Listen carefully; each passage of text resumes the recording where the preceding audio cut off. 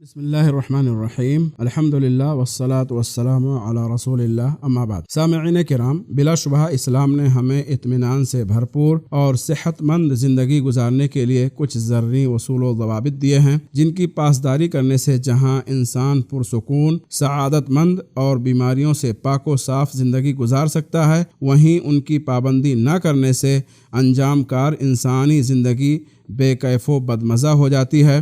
انسانی زندگی میں اطمینان و سکون کی جگہ بے اطمینانی اور غم و الم کا دورہ ہوتا ہے اور انسان مختلف جسمانی اور روحانی بیماریوں کا شکار ہو جاتا ہے۔ محترم سامعین، بیماریوں میں مبتلا ہونے کے جہاں کچھ ظاہری اسباب ہیں، وہیں اس کے بہت سارے معنوی اسباب بھی ہیں۔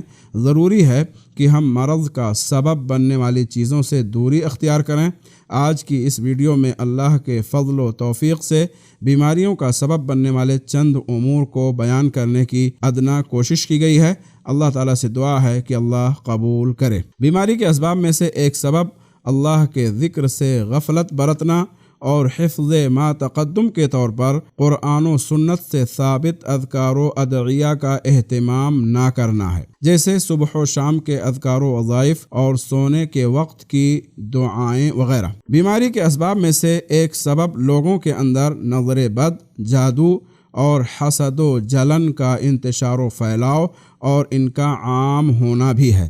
بلا شبہ یہ بری خصلتیں انسانوں میں بہت ساری جسمانی اور روحانی بیماریوں کا سبب بنتی ہیں۔ بیماری کے اسباب میں سے ایک سبب بسم اللہ پڑھے بغیر جسم کے کپڑے اتارنا بھی ہے۔ یاد رہے کہ اس موقع پر ہمیں بسم اللہ پڑھنے کی تعلیم دی گئی ہے، جیسا کہ سنن ترمذی کی روایت ہے، ستر ما بین اعین الجن وعورات بنی آدم اذا وضعوا ثیابہم ان یقولوا بسم اللہ۔ صحیح سنن ترمذی میں علامہ البانی رحمہ اللہ نے اسے صحیح قرار دیا ہے۔ یعنی انسان جنوں کی نظروں اور بنی آدم کی شرم گاہوں کے درمیان جو چیز آڑ اور پردے کا کام کرتی ہے، وہ ان کا کپڑا اتارتے وقت بسم اللہ پڑھنا ہے۔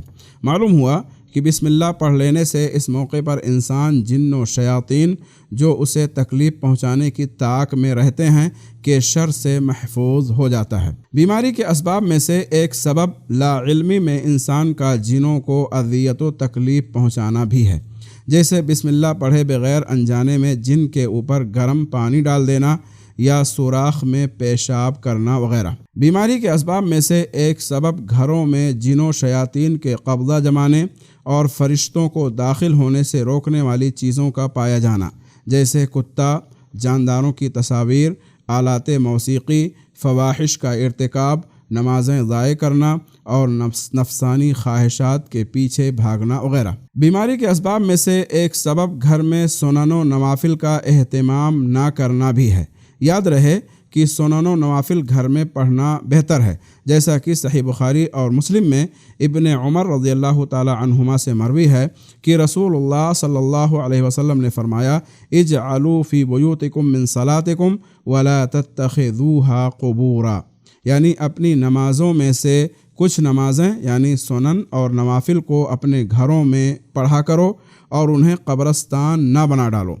امام نووی رحمہ اللہ اس حدیث کی شرح میں فرماتے ہیں، گھر میں سنن و نوافل پڑھنے سے برکت ہوتی ہے، کیونکہ جہاں یہ عمل گھر میں رحمت اور فرشتوں کے نزول کا سبب ہے، وہیں ایسا کرنے سے شیطان گھروں سے نکل بھاگتا ہے۔ بیماری کے اسباب میں سے ایک سبب غروب آفتاب کے وقت چھوٹے بچوں کا گھروں سے باہر راستوں اور مختلف جگہوں پر کھیلتے رہنا بھی ہے، جبکہ یہ ایسا وقت ہے جس میں شیاطین اپنے شکار کی تلاش میں بڑی تعداد میں نکلتے ہیں، اس لیے اس وقت بچوں کو گھروں میں روک لینے کا حکم دیا گیا ہے، جیسا کہ صحیح بخاری اور مسلم کی روایت ہے، اذا کان جنح اللیل او امسیتم فکفوا صبیانکم فإن الشیطان ینتشر حینئذ، یعنی جب رات کی ابتدا ہو یا جب شام ہو تو اپنے بچوں کو گھروں میں روک لو، یعنی گھروں سے باہر نہ نکلنے دو،